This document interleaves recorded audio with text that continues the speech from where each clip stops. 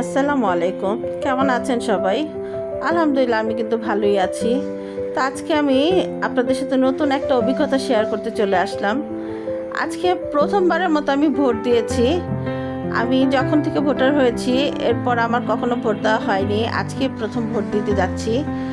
তো আমার ভোট দেওয়ার অভিজ্ঞতাটা কেমন ছিল সেটাই আপনাদের সাথে আজকে শেয়ার করার জন্য আসলাম। আমার খুব ভালো লেগেছে, আজকে প্রথমবারের মতো ভোট দিয়েছি আমি। এতটা আনন্দ লেগেছে কি বলবো। তো এই যে আমি রেডি হয়ে চলে গেলাম অটো করে। আমি পুরান ঢাকার ভোটার ছিলাম, তো আমি রেডি হয়ে চলে গেলাম এই যে অটো করে পুরান ঢাকার উদ্দেশ্যে রওনা দিয়ে দিয়েছি। আমি ওখানে যেয়ে ভোট দিব, কিভাবে ভোট দিলাম সেটাও তোমাদের সাথে একটু শেয়ার করব। ছোট্ট করে একটা ক্লিপ নিয়েছি আমি। দেখো রাস্তায় তো একেবারে কোলাহল মুক্ত ছিল, এত সুন্দর একটা পরিবেশ ছিল, কি যে বলবো, কি ভালো লেগেছে আমার।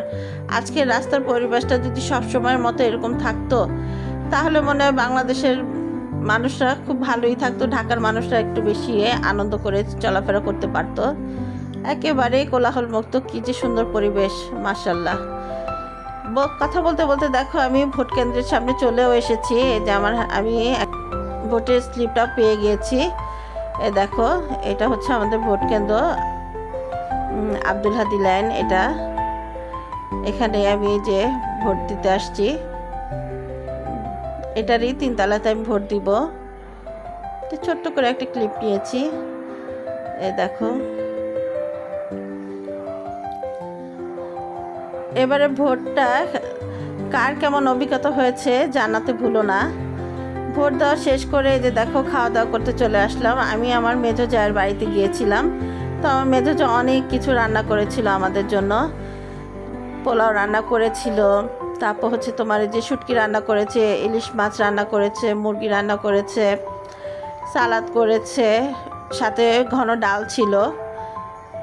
খুব মজা করে খাওয়া দাওয়া করলাম আর আনন্দ নিয়ে ভোটটা দিয়ে আসলাম।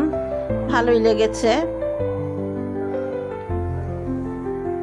এই ছোট্ট একটা অভিজ্ঞতা আসলে তোমাদের সাথে শেয়ার করলাম। আমার খুব ভালো লেগেছিল, এই কারণে আমি কখনো ভোট দিই নাই, এবার প্রথম ভোট দিয়েছি, তাই আমার অভিজ্ঞতাটা তোমাদের সাথে শেয়ার করলাম।